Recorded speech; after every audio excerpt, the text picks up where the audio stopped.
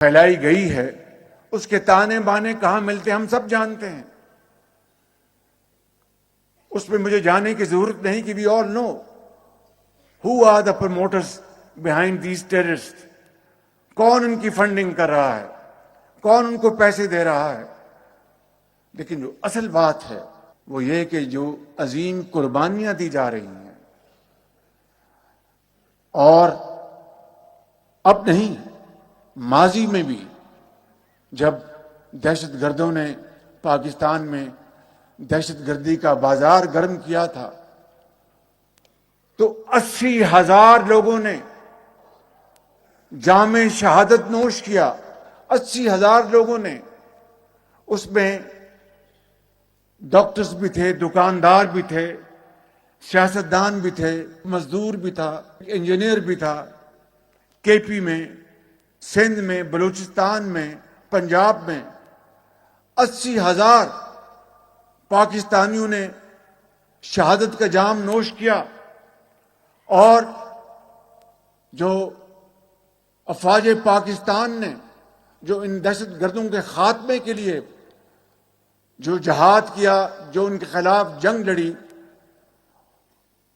اس کی مثال عصر حاضر میں نہیں ملتی.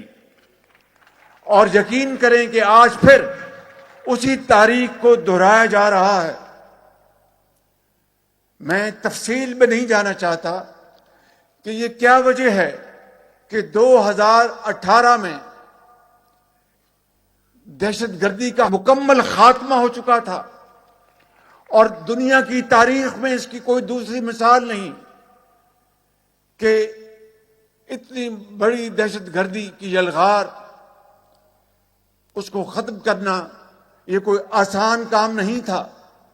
لیکن اللہ تعالیٰ کے بے پایہ فضل و کرم سے اور پاکستان کے کروڑوں عوام کی دعاؤں سے, ان کی قربانیوں سے, اور افواج پاکستان کی عظیم قربانیوں سے, لا انفورسنگ ایجنسیز, پولیس کے افسر اور سپاہیوں کی قربانیوں سے دہشت گردی کا خاتمہ ہو چکا تھا.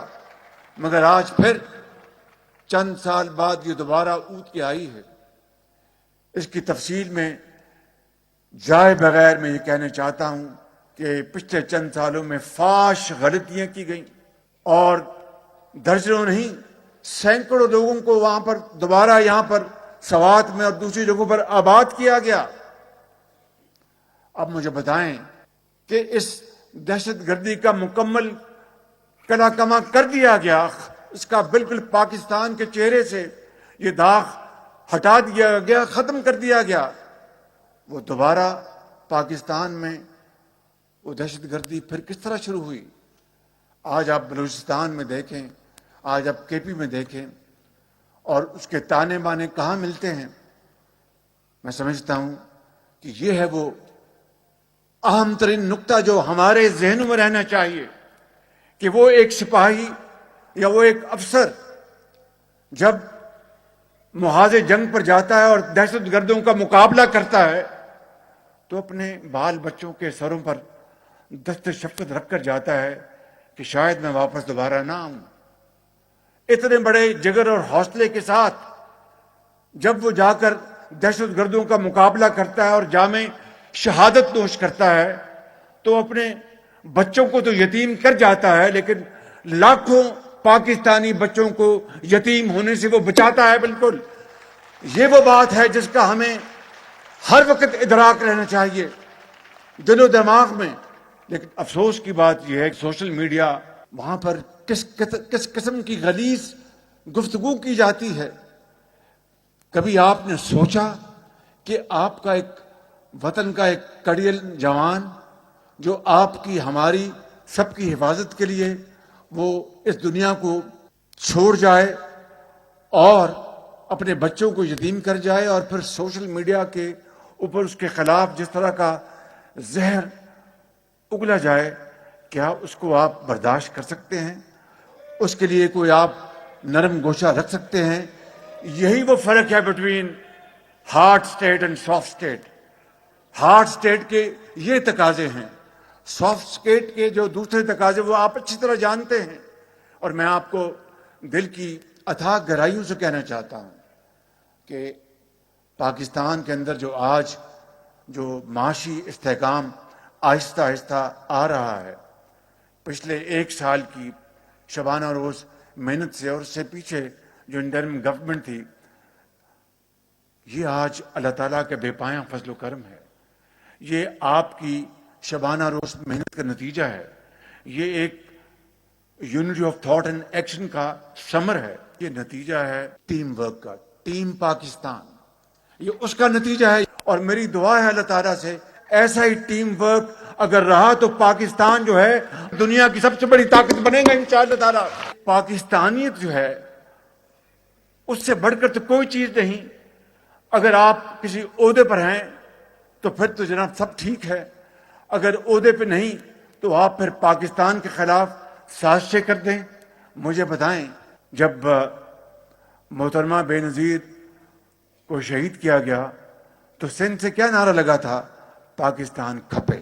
اس لیے میں سمجھتا ہوں کہ آج اس بات کو اچھی طرح سمجھ لیں کہ جو لوگ وطن کی خاطر اپنا خون دیتے ہیں، وطن کی خاطر وہ اپنے گھر بار کو چھوڑ دیتے ہیں، ان کے خلاف ہرزہ سرائی اس سے بڑا کوئی اور کبھی جرم ہو نہیں سکتا. اور اللہ تعالیٰ قرآن کریم میں کہتا ہے کہ ان کو مردہ مت کہو. اور ان کے خلاف اس طرح کی چاہے وہ برطانیہ سے بیٹھ کے یا کسی اور ملک سے بیٹھ کے زہر اگلا جائے، یہ میرا آپ کو آج میرا انتہائی مودبانہ طریقے سے پیغام ہے. بڑی آپ کو آجزی سے درخواست ہے کہ ان کا آپ ایک مہذب مگر بڑے مؤثر طریقے سے ان کا مقابلہ کریں، ان کا جواب دیں تاکہ پتہ چلے کہ آپ عظیم پاکستانی ہیں. کسی کو گالی سے جواب دینا وہ کوئی مہذب بات نہیں، لیکن کوئی گالی دے اس کا مؤثر جواب حقائق سے دیں تو میں سمجھتا ہوں کہ اس سے بڑی اور کوئی حکمت کی بات ہو نہیں سکتی. آج مجھ سے آپ یہ وعدہ کریں کہ جہاں جہاں پر آپ موجود ہیں، جہاں جہاں پر آپ موجود ہیں، وہاں پر آپ ان پاکستان دشمنوں کا اس طرح مقابلہ کرتے ہیں جس طرح پاکستانی فوج ان دہشت گردوں کا مقابلہ کرتی ہے. فرق یہ ہے کہ ان کے ہاتھ میں تلوار ہے، آپ کے ہاتھ میں قلم کی تلوار ہے. تو آج آپ یہ وعدہ کریں کہ آپ یہ کریں گے. بڑی مہربانی آپ کی. میں سمجھتا ہوں کہ کشمیر کے کاز کے لیے اور غزہ کے لیے جس طریقے سے اس ناچیز نے اور اس حکومت نے پاکستان کے کروڑوں عوام کی جذبات کی عکاسی کی ہے، وہ الحمدللہ وہ آپ کے سامنے ہے. اور کچھ بھی حالات ہوں پاکستان کشمیریوں کے ساتھ کبھی نہیں چھوڑے گا انشاءاللہ. جب تک کشمیریوں کا ان کا حق نہیں ملتا